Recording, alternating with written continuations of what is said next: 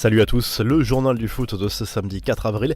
Le prochain mercato estival à l'honneur, le Mundo Deportivo consacre à nouveau plusieurs pages au dossier Neymar avec des révélations croustillantes. Le journal catalan affirme que les dirigeants blaugrana ont tout fait pour éviter un éventuel transfert du joueur au Real Madrid l'été dernier. Ils auraient promis aux Brésiliens un retour en Catalogne au plus tard cet été. L'accord verbal a été visiblement conclu dans une chambre d'hôtel de Barcelone l'an dernier. Entre la promesse du Barça, les exigences du PSG et le rêve madrilène, Neymar pourrait encore animer le prochain marché des transferts. De son côté, le Real Madrid préparerait déjà son mercato pendant la pause provoquée par le Covid-19. Selon le journal AS, le club merengue pourrait prendre encore plus l'accent français la saison prochaine. Zinedine Zidane s'intéresserait à plusieurs espoirs tricolores prometteurs, Camavinga en tête, mais le Lyonnais Ryan Cherki est également visé.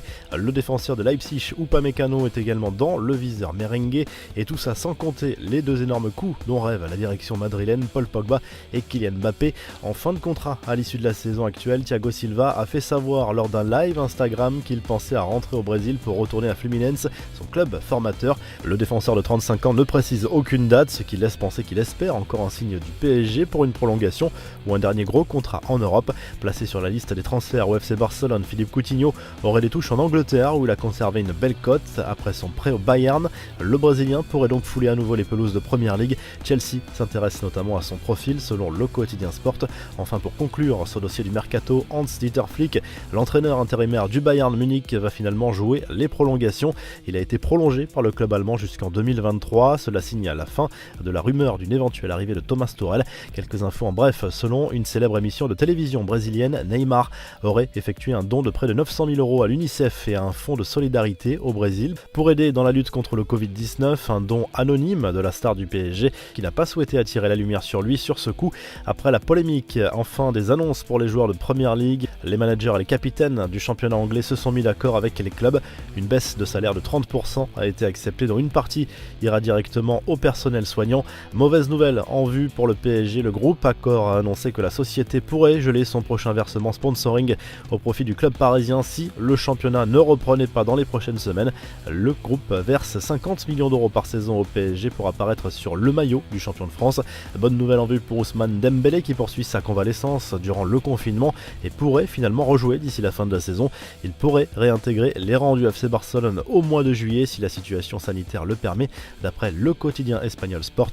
Enfin, le clin d'œil de l'OM à la série La Casa de Papel, dont la saison 4 est désormais disponible. L'un des personnages du nom de Marcela, Marseille en espagnol, a joué un rôle discret dans la saison précédente. Luca Peros, l'acteur croate qui incarne le personnage, a fait une promesse aux supporters de l'OM notamment. Je ne veux pas vous en dire plus, mais dans la saison 4, Marseille aura l'importance de Marseille, je rendrai la ville fière, a promis l'acteur. La revue de presse Show Must Go On titre le journal L'Équipe ce samedi. Après les menaces de l'UEFA aux différentes ligues européennes, les championnats devront absolument aller à leur terme pour que les équipes soient qualifiées pour les Coupes d'Europe de la saison prochaine. Pas question de geler le classement actuel pour distribuer les tickets européens. En Italie, la Gazzetta dello Sport évoque surtout le prochain mercato estival et notamment celui de l'Inter Milan qui aura pour objectif de rajeunir son effectif cet été. Federico Chiesa et le français Corentin Tolisso font partie des priorités d'Antonio Conte. En Espagne, le journal Sport parle du dossier Levin Kurzawa. Le club blaugrana veut recruter le latéral parisien qui arrive en fin de contrat mais demande du temps pour conclure le départ de Junior. Enfin, Marca revient sur la réunion par visioconférence organisée par Zinedine Zidane avec les 25 joueurs du Real Madrid. Après 3 semaines de confinement, ils n'ont pas vraiment parlé football. Le technicien merengue voulait surtout prendre des nouvelles de ses joueurs afin qu'ils passent un bon moment tous ensemble. Vous retrouvez l'actu foot sur topmercato.com, l'appli Top Mercato, et à très vite pour un nouveau journal du foot.